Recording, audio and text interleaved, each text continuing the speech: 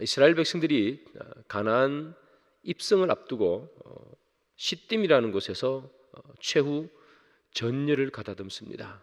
이제 가나안으로 들어가야 되기 때문에 그들이 모여서 전열을 정비하고 모든 것을 살펴보고 최후에 머무르는 곳, 그것이 시딤이라는 곳입니다. 시딤이 어디쯤에 있는 곳인가? 한번 지도를 한번 보겠습니다. 여러분 잘 보이십니까? 저게 동그라미로 빨갛게 표시되어 있죠. 저기가 시딤입니다. 시딤 옆에 이렇게 세로로 길게 내려와 있는 저게 요단강이겠죠. 그래서 이 시딤은 어디 있는가 하면 요단강 바로 오른편 동편에 있습니다. 저곳에서 여호수아는 딱 출발해서 여리고성으로 진격하게 되는 것이죠. 저 시딤에서 보면 여리고성이 보인대요.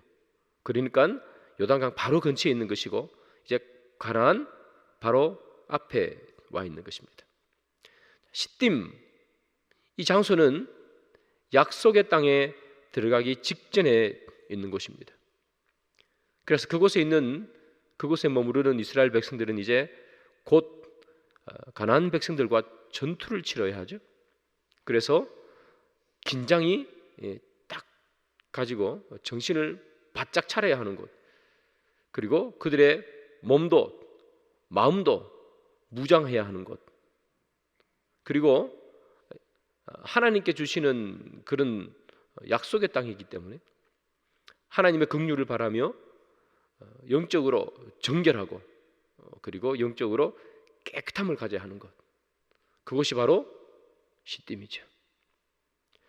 자, 그런데 이 시딤에서 이스라엘 백성들이 어떤 일을 벌이는가 한번 성경을 봅니다. 민수기 25장 1절 2절이죠. 이스라엘이 시딤에 머물러 있더니 그 백성이 모압 여자들과 음행하기를 시작하니라. 그 여자들이 자기 신들에게 제사할 때에 이스라엘 백성을 청하매 백성이 먹고 그들의 신들에게 절함으로, 이렇게 기록하죠. 조금만 있으면 가나안 땅입니다. 이제 전투를 벌여야 됩니다. 그래서 정신 차리고 있어야 되고 하나님 주신 땅으로 가야 되니까 영적으로 무장하고 있어야 되고, 그것이 시딤입니다. 그런데 그곳에서 뭘 하는가 하면 이 모압 여인과 음행을 했더라 하는 것이 오늘 성경이 우리에게 주는 말씀입니다. 그들이 모압 여인과 음행을 한 것뿐만 아니라 오늘 방금 본문에 보면 끝에 그들의 신들에게 절함으로, 이렇게 기록하죠. 우상을 섬긴 겁니다. 그들이 모압 여인들과 육적인 음행을 한 것뿐만 아니라 그들의 신까지 섬겼으니 영적인 음행도 함께 한 것이죠. 가장 정신 차려야 되고 가장 군기가 들어있어야 되고 가장 정결해야 된다는 것 여러분 아시죠? 야곱이 다시 자기 이 밧단 아람에서 자기 고향으로 와서 이제 다시 베델에서 자기 집으로 올라가기 전에 백성들에게, 자기 식구들에게 다 하는 게 뭡니까? 몸에 있는 장신구를 다 버려라. 우상을 섬기던 그런 모든 걸 다 버려라, 이렇게 얘기하는 것 아닙니까?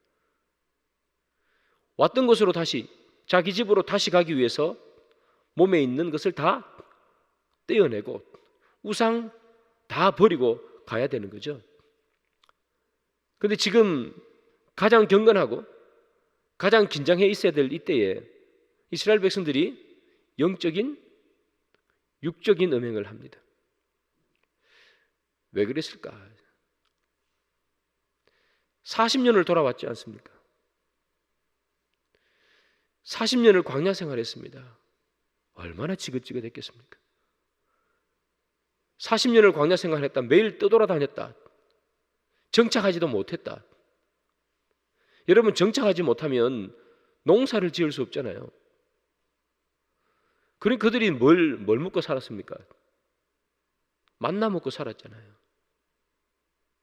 정착하면 오늘 잤다가 내일이 될지 모레가 될지 알 수 없잖아요. 언제 떠나야 될지. 집을 지을 수 있습니까? 텐트 치고 사는 것 아니겠습니까?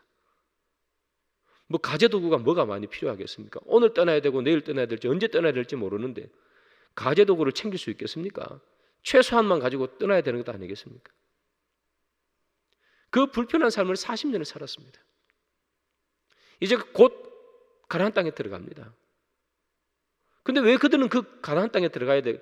40년을 기다리고 기다렸던 그곳으로 들어가는데 왜 그곳 앞에서 하필 음행을 하느냐 이 말이죠. 눈에 가나안이 보이는 거예요.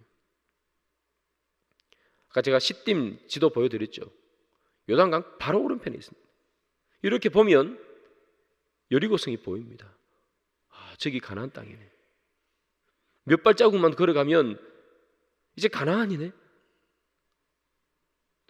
눈에 보이니까 그들이 다 왔다고 생각했습니다. 그들이 이제 가나안 땅에 온 것으로 착각합니다. 아직 안 들어왔는데.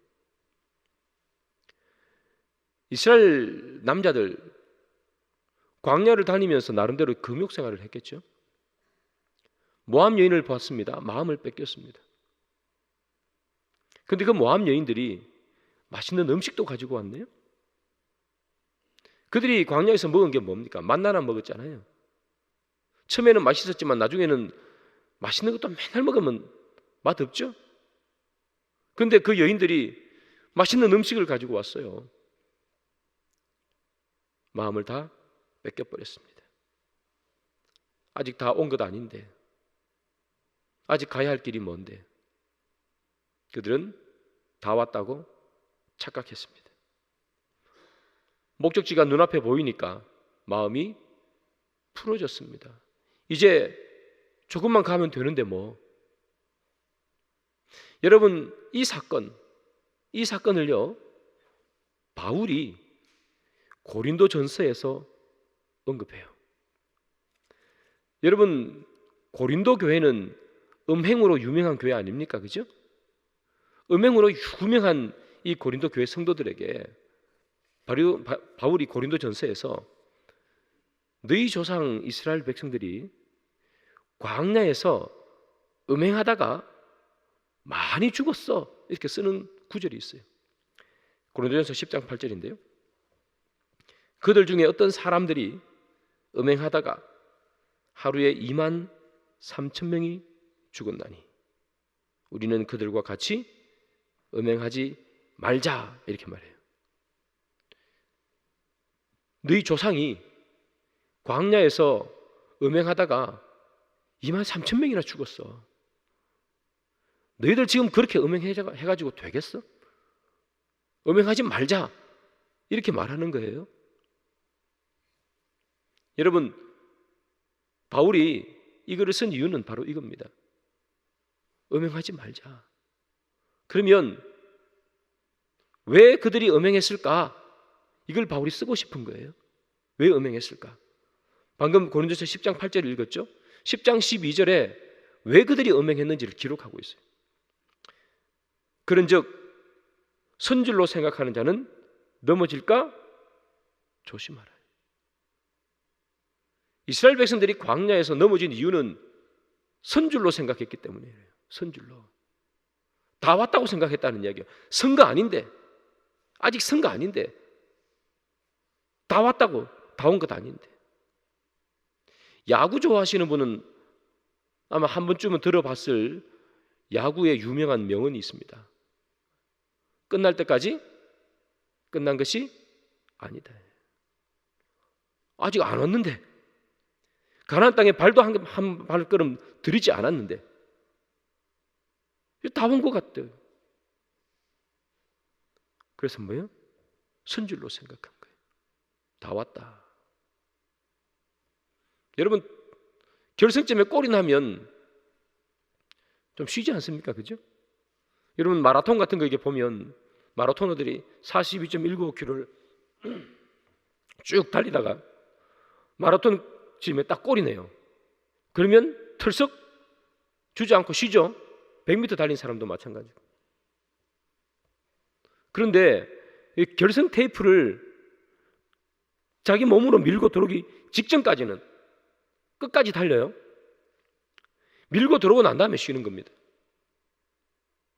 근데 그들은 결승점에 들어오지도 않았는데 눈에 보이니까 쉬어버렸어요. 바울이 고린도 교회 성도들이 하는 말이 뭡니까? 고린도 교회 성도들이 그들은 신앙의 일정 수준에 다다랐다고 생각한 겁니다. 이 정도쯤 하면 구원받는 데는 큰 어려움이 없다고 생각한 겁니다. 바울이 보니까 한심하죠. 그래서 하는 말이잖아요. 선줄로 생각하지 마라. 넘어질까 항상 조심하라. 섰다고 생각하는 순간 넘어진다는 거예요. 사람이 그렇습니다, 여러분. 다 왔다고 생각하면 넘어지고요. 이만큼 하면 됐다 생각하면 쓰러지는 거예요. 영적 긴장감, 바울이 말하는 것 아닙니까? 선줄로 생각하지 말라는 거예요. 우리가 이 땅에 있을 동안에는 언제까지나 선줄로 생각하지 말라는 겁니다. 여러분, 언제 신앙에 가장 위험해질까요? 언제 우리의 신앙이 가장 위험할까? 선줄로 생각할 때입니다. 선줄로 생각할 때. 이 정도쯤 하면 됐다고 생각할 때. 그때 넘어지는 겁니다. 그때 넘어집니다. 선줄로 생각할 때 내 마음대로 하게 되고요. 선줄로 생각할 때 교만하게 되고요. 선줄로 생각할 때 다른 사람 판단하게 되는 겁니다. 그래서 바울이 말하는 겁니다. 선가 아니다는 거예요. 선줄로 생각하지 말라는 거예요. 다 왔다고 생각하지 말라는 거예요. 이만큼 했다고 해서 다 온 거 아니라는 거예요. 신앙은 살아있는 동안에 다 온 거 없습니다. 살아있는 동안에 서는 순간 한순간 없습니다, 여러분. 선줄로 알면 그대로 넘어지는 것이 우리의 인생입니다. 그래서 성경이 우리에게 늘 하는 얘기가 뭡니까? 깨어 있으라. 깨어 있으라. 선줄로 생각하고 다 됐다고 생각하고 그렇게 쉬지 말고 늘 깨어 있으라. 그렇게 말하지 않습니까? 사랑하는 여러분, 우리가 흔히 이런 실수를 할 때가 있습니다. 다 왔다고 생각할 때 이제 다 온 것 같아. 이 정도쯤이면, 이 정도 했으면 괜찮은 것 같아. 성경은 늘 우리에게 말하기를 뭡니까? 아니라는 거예요. 늘 지금부터 새롭게 시작한다는 마음으로 늘 깨어 있기를 성경은 우리에게 말하고 있습니다. 선질로 생각하지 마라. 이스라엘 백성들이 음행을 하면서 자기의 마음을 빼앗긴 가장 큰 이유죠. 이스라엘 남자들이 모압 여인들과 음행한 사건, 이것을 바알 부올 사건이라 그렇게 얘기하죠. 음행을 했습니다. 하나님께서 그 광경을 보고 기가 찹니다. 이제 저기 앞에 가나안인데 어떨 때보다 더 긴장하고 있어야 되는데 그들이 훅 풀어져 가지고 음행을 한 거죠. 그래서 하나님께서 이스라엘 백성들에게 벌을 주십니다. 이렇게 벌 주시죠. 25장 4절인데 우리 같이 한번 읽어볼까요? 시작. 여호와께서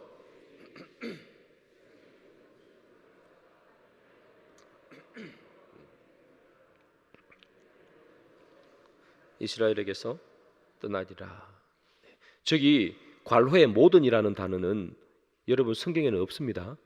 제가 왜 괄호에 모든을 넣는가 하면 원문에는 있기 때문이에요. 원문에는 있는데 우리 성경에는 없어요. 자, 하나님께서 이 바알 부올 사건이 일어난 후에 백성들에게 이렇게 말하죠. 백성의 모든 수령을 잡아서 어떻게 하라고요? 목매어 달아 죽이라는 거죠. 모든 수령입니다. 음행에 가담한 수령이든 음행에 가담하지 않은 수령이든, 그죠? 다 잡아서 수령이란 수령은 다 죽여라 하는 거예요. 리더면 다 죽여라는 거예요. 하나님의 분노에 찬 명령입니다. 자, 이 명령을 받고 모세가 어떻게 하는가? 24장 5절이죠. 다 같이 한번 읽어볼까요? 시작. 모세가 이스라엘 재판관들에게 이르되 너희는 각각 볼 하나님에게 가담한 사람들을 죽이라 하니라. 분명히 하나님께서 모든 두령을 죽여라 그렇게 말씀하셨죠. 근데 모세는 어떻게 백성들에게 명령하느냐? 바알보엘에게 가담한 사람들을 죽이라. 하나님의 말씀을 약화시켰습니다. 다 죽여라 그랬는데 가담한 사람을 죽여라. 모세도 이스라엘 지도자들도 하나님의 말씀에 따라서 그의 말씀에 순종하는 게 아니라 그들의 생각과 그들의 방식대로 일을 처리합니다. 그리고 오늘 본문 6절을 보면 회막의 앞에 앉아가지고 울고 있습니다. 그들이 왜 우는가? 슬픈 일이잖아요.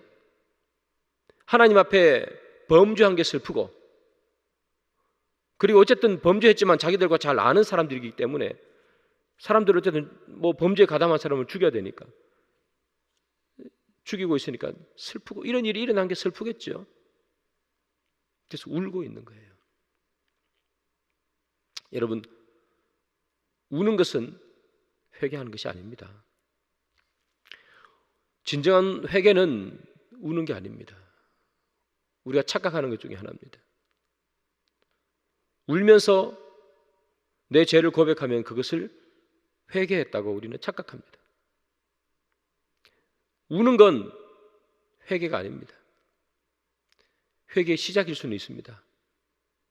그러나 회개 완성은 아닙니다.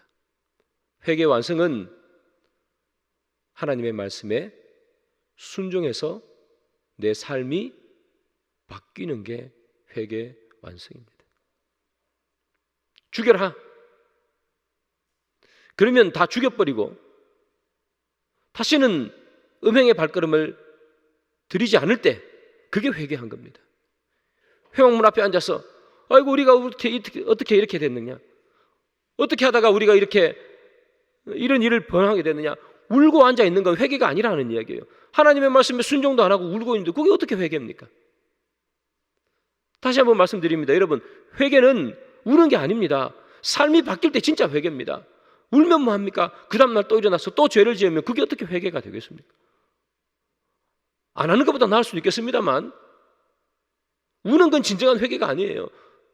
울음이 아니라 내 발걸음이 바뀔 때 그게 회개가 되는. 회개는 눈물로 하는 것이 아니라 내 삶과 내 발로 하는 거예요. 걸어가는 길이 바뀌는 게 회개지, 눈물을 흘리면서 똑같은 길을 걸어가면 그게 무슨 회개가 되겠습니까? 지금 하나님께서 원하시는 거 아니에요? 죽여라는 거예요. 순종하라는 거예요. 싹을 잘라버려라. 싹은 안 자르고 울고만 있단 말이에요. 여러분, 울고만 있어서 무슨 일이 벌어진 줄 아세요? 이스라엘 백성들이 회막에서 울고 있어요. 그런데 이 이스라엘의 족장이죠, 시므리라는 이 남자가 미디안 여인 고스비라는 여인을 손잡고 자기 텐트 안으로 들어갔어요. 이스라엘 백성들이 다 보는 앞에서, 그리고 모세도 보는 앞에서 이스라엘의 이 족장이라는 리더가 이방 여인 손잡고 텐트 안에 들어갔습니다. 왜 들어갔을까요, 여러분? 음행하기 위해서 들어간 것 아닙니까? 지금 이스라엘 백성들이 왜 지금 울고 있어요? 왜 사람들이 막 죽이고 있어요? 음행했기 때문이잖아요, 그죠? 하나님께서 음행한 자를 다 죽이라 그랬는데 어쨌든 다 안 죽이고 자기들 마음대로 그냥 음행한 사람만 죽이고 있지만 어쨌든 그렇게 막 죽이고 있는 이유는, 그리고 막 슬퍼서 우는 이유는 음행한 것 때문이잖아요. 그런데 여기서 막 사람 막 죽고 있고 여기서 막 사람 울고 있고, 그런데 뻔뻔하게 너무나 당당하게도 이 이방 여인 손잡고 텐트 안으로 들어가더란 얘기예요. 울고만 있으면 이렇게 되는 겁니다, 여러분. 다 죽이라 해서 다 죽여버리면 이 일이 안 생기잖아요. 하나님께서 나중에 이 비느하스라는 사람이 나타나서 이 간음하는 사람들을 죽여버리고, 하나님께서 하시는 말씀이 뭐라고 얘기했는가 하면, 내가 그들을 소멸하려 했다. 이렇게 얘기해요. 소멸하려 했다. 이스라엘 백성들 가나안 땅에 지금 들어가기 직전에 시딤에 있잖아요. 그 이스라엘 백성들을 완전 다 쓸어버리려고 했다고 그렇게 말해요. 이 하나님 말씀에 순종하지 않았기 때문에 다 죽여버렸으면 이런 일이 안 생길 텐데 다 안 죽이고 골라서 죽이니까 간음하는 남자 생겼단 말이에요. 그 남자 때문에 이스라엘 백성들이 전부 소멸당할 뻔했단 말이에요. 여러분, 이 사건이 얼마나 큰지 아십니까? 이 사건으로 인해서 24,000명이 죽습니다. 광야에서 제일 많이 죽은 사건이에요. 우리가 그 모세가 출애굽했을 때에 그 시내산에 하나님 말씀 율법 받으러 올라가잖아요. 그때 밑에 이스라엘 백성들이 금송아지 만든 사건 여러분 아시죠? 금송아지 만들고 막 그들이 이게 우리 하나님이라고 막 뛰어놀고 그러잖아요. 그 모세가 내려와 보니까 이거 말도 안 되는 일을 하고 있잖아요. 그래서 막 너희들 칼을 차고 형제를 죽이고 이웃을 죽이고 막 죽이라 그랬어요. 그래서 이 금송아지 사건 때문에 죽은 사람이 몇 명인 줄 아십니까? 3,000명. 3,000명. 오늘 몇 명 죽어요? 24,000명. 여러분, 이 사건이 얼마나 큰 사건인지 아시겠습니까? 금송아지를 만들고 우리 이게 하나님이라고 이렇게 우상 섬긴 것은 3,000명밖에 안 죽었는데 지금 이 바알보올 사건에는 24,000명이 죽어요. 엄청난 사건입니다. 이거예요. 이 시므리라는 사람과 고스비라는 여인, 사람들 다 죽고 있는데 들어가더란 말이에요. 다 죽였으면 이런 일 안 생겼을 텐데. 그렇습니다, 여러분. 하나님 말씀에 순종하지 않으면 이런 일이 생깁니다. 눈물만 흘리면 이런 일이 생기는 겁니다. 하나님 말씀에 순종해서 그들의 삶에 걸어오는 방향과 발걸음을 바꾸지 않고 눈물만 흘리면 저 구석에 있던 죄악의 한 조각이 다시 살아나서 또 죄를 짓습니다. 그게 바로 시므리와 고스비라는 이 두 사람이 보여주는 겁니다. 눈물만 흘려서는 회개가 아니다. 우리의 발걸음을 옮길 때 그때 회개다 하는 거죠. 이 남자 여자가 텐트 안으로 들어갔습니다. 이스라엘 백성들이 다 보고 있고 모세가 보고 있는데도 들어갔습니다. 얼마나 황당했을까요? 그 모습을 본 비느하스라는 사람이 있습니다. 아론의 그 자손입니다. 이 비느하스 마음에 거룩한 분노가 생겼습니다. 손에 창을 들고 텐트 안으로 뛰어들어갑니다. 그리고 창으로 그들을 찔러서 죽여버립니다. 자, 그 광경을 보고 하나님께서 하신 말씀이 있어요. 민수기 25장 11절. 제사장 아론의 손자 엘르아살의 아들 비느하스가 내 질투심으로 질투하여 이스라엘 자손 중에서 내 노를 돌이켜서 내 질투심으로 그들을 소멸하지 않게 하였도다. 그렇게 말합니다. 하나님께서 이 비느하스를 보면서 하시는 말씀이 이거예요. 내 질투심으로 질투했다. 무슨 말입니까? 하나님이 질투할 때 그도 질투했고 하나님이 분노를 느낄 때 그도 분노를 느꼈고 하나님의 마음과 같은 마음을 품었다는 거예요. 하나님과 같은 마음을 품었다. 우리가 하나님과 하나 된다 이런 말을 쓰죠. 하나님과 하나가 된다. 하나님과 하나가 된다는 말은 같은 마음을 품는다는 거 아니겠어요? 하나님이 분노할 때 우리는 기뻐하는 게 아니잖아요. 그 어떻게 같은 마음이겠어요? 하나님은 분노하는데 우리는 아무렇지도 않아. 그건 같은 마음이 아니죠. 하나님이 분노할 때 우리도 분노해야 되고, 하나님이 기쁠 때 우리도 기뻐해야 되는 거예요. 그것이 한 마음 아니겠어요? 이 비누하스, 그 둘을 창으로 찔러 죽였던 이 비누하스는 하나님의 축복을 받습니다. 너의 후손이 영원한 제사장이 될 것이라, 그 축복을 받아요. 이 비누하스가 축복받는 이유가 뭡니까? 질투심으로 질투한 거예요. 하나님의 마음이 그의 마음과 같았다는 거예요. 마음이 같았다는 거예요. 하나님이 화날 때는 자기도 화가 났고, 하나님이 기쁠 때 그도 기뻤고, 하나님이 질투할 때는 그도 질투했다는 거예요. 하나님이 질투할 때 나는 하나도 안 질투하고, 하나님이 화났는데 나는 하나도 화 안 나고, 그게 아니라는 얘기예요. 여러분, 내가 예수를 믿는다는 것은 바로 이런 말이에요. 내가 예수와 함께 한다는 말은 그런 말이죠. 옛날에는요, 하나님이 기뻐하거나 말거나, 내가 기쁜 일이 있으면 기쁘고 내가 슬픈 일이 있으면 슬픈 거예요. 그런데 하나님과 하나가 되고 하나님을 믿는다는 것은, 예전에는 나한테 기쁜 일이 생기면 기쁘고 나한테는 슬픈 일이 생기면 슬픈 건데, 예수를 믿는 거, 예수와 하나 된다는 것은 이제 그게 바뀌는 거예요. 슬픔의 기준과 기쁨의 기준이 바뀌는 거예요. 하나님이 기쁘면 나도 기쁘고, 하나님이 슬프면 나도 슬픈 거예요. 나한테 별로 안 좋은 일이 있었는데 그게 하나님 앞에 기쁜 일이야. 그럼 나도 기쁜 거예요. 바로 그 얘기하는 거예요. 나는 정말 기쁜 일인데 하나님은 별로 안 기뻐해. 그러면 나도 그거 안 기쁜 거예요, 여러분. 그게 바뀌는 거. 슬픔과 기쁨의 기준이 바뀌는 거. 이게 하나님의 마음과 합한 거예요. 그때 하나님께서 축복을 주시는 거 아닙니까? 너의 후손이 영원한 제사장이 되리라, 그렇게 말씀하잖아요. 후손에게 축복, 하나님에게 어떻게 축복받을까? 우리 복받고 싶어 하잖아요. 하나님은 언제 우리에게 축복해 주시는가? 그의 마음과 하나가 될 때예요. 하나가 될 때. 하나님은 엄청 화났는데 우리는 너무 기쁘고, 하나님은 너무 기쁜데 우리는 슬프고, 그게 아니라 기준이 완전히 달라져서 하나님이 기쁘면 나도 기쁘고, 하나님이 슬프면 나도 기쁘고, 하나님이 분노하면 나도 분노하고, 하나님이 질투하면 나도 질투하고,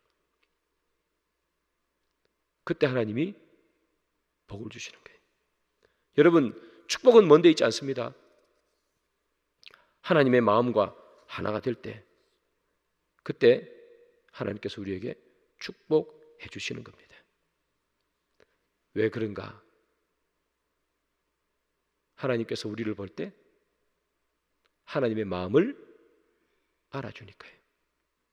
사랑하는 여러분, 누군가의 마음을 알아줄 때 기쁘지요? 누가 내 마음을 알아주면 여러분 기쁩니까? 안 기쁩니까? 기쁘지요. 내 마음을 알아주는 거예요.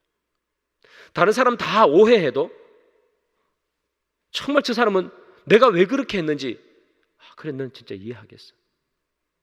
기쁘지요? 누군가 내 마음을 알아주는 것만큼, 내 마음을 이해해 주는 것만큼 여러분 기쁜 게 없어요. 마음을 못 알아준다고 생각해 보세요.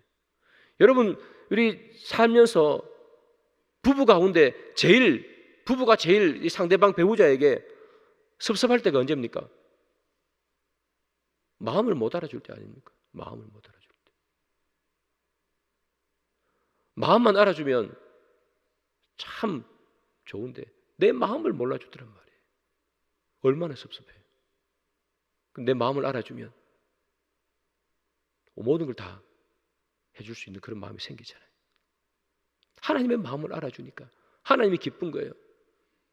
하나님이 화가 났어요. 어떻게 저기 시딤에 있으면서 이제 곧 가나안 땅에 들어가는데 저 일을 한단 말이야. 분노했어요. 그런데 하나님의 분노에 똑같이 분노했던 사람 누구예요? 비누하스예요, 여러분. 모세, 하나님의 분노한 만큼 분노 안 했어요, 여러분. 그죠? 다 죽여라 그랬는데 골라서 죽여요. 근데 비누하스는 분노했어요. 하나님 마음을 알았어요. 누가 복받아요, 여러분? 하나님의 마음을 알아주는 사람. 그래서 그 마음을 이해하고 하나님과 마음을 합하는 사람, 그 사람에게 하나님께서는 축복을 주시는 것입니다. 사랑하는 여러분, 이제 우리가 인생을 살아가면서 나에게 좋은 일이 생길 때 기뻐하고 나에게 힘든 일이 생길 때 아파할 수 있죠. 그러나 하나님께서 기뻐할 때 우리도 기뻐하는 그런 마음을 가집시다. 하나님이 분노할 때 우리도 분노하는 마음을 우리 가집시다.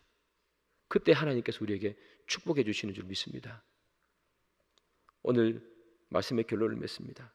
사랑하는 여러분, 바알부올 사건 대단히 큰 사건입니다. 이스라엘 백성들이 그냥 음행해가지고 사람 좀 죽었다, 이제 음행하면 안 되겠다, 그런 이야기 하는 게 아닙니다. 24,000명 죽었습니다. 여러분, 24,000명이면 얼마나 많은 숫자입니까? 그 사람들이 다 죽었습니다. 대단한 사건입니다. 그 마음, 그 대단한 일을, 그 엄청난 일을 잠재우는 것, 24,000명이나 죽어야 되는 그 일이 잠재워지는 것, 아니 24,000명이 아니라 이스라엘 전체가 다 소멸될 뻔했는데 그 일을 잠재우는 것, 뭐죠? 하나님의 마음을 알아주는 것. 그래서 함께 아파하고 함께 힘들어하고 함께 기뻐하는 것, 이것이 바로 하나님의 마음을 시원케 하는 것이고 우리에게 축복을 주는 근원이 되는 것이지요. 사랑하는 여러분, 오늘 하루를 살아도 우리가 내 마음에 기쁘기 때문에 기쁘고 내 마음에 슬프기 때문에 슬픈 것을 이제는 그것을 뛰어넘어서 하나님의 눈으로 바라보고, 하나님이 기뻐하실 것 같아서 나도 기뻐하고, 하나님이 분노하실 것 같아서 나도 분노하고, 하나님이 아파할 것 같아서 나도 아파할 수 있는 하나님과 한마음 되는 귀한 여러분들 되어서 우리 모두가 주의 축복을 받는 귀한 우리 성일교회 성도들 되기를 주님의 이름으로 축복합니다.